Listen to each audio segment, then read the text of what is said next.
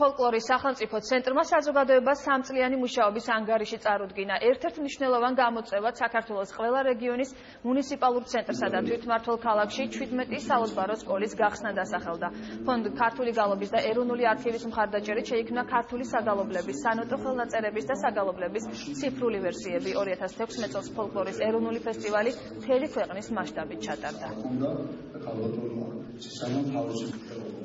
ჩვენ მოვახერხეთ ძალიან ბევრი პროექტის განხორციელება, გამოყოფთ სალოცავ სკოლებს, ასევე გამოყოფთ ხელნაწერების დიგიტალიზებას, ანუ სანოტო ხელნაწერების ტრადიციული საგალობლების ხელნაწერების დიგიტალიზაციას 25,000 გვერდს, რომელიც გაცივებაც მოხდა, ასევე ეროვნულ ფესტივალსა და ფოლკლორის საერთაშორისო ფესტივალს. უამრავი ჩანაწერები და წიგნები გამოიცა.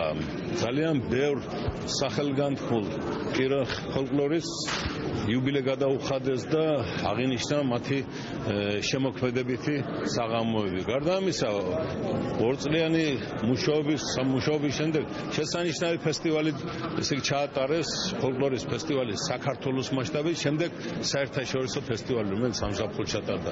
ეს 3 წლის განმავლობაში ყველაფრის ამის მოსწრება ძალიან ძნელია.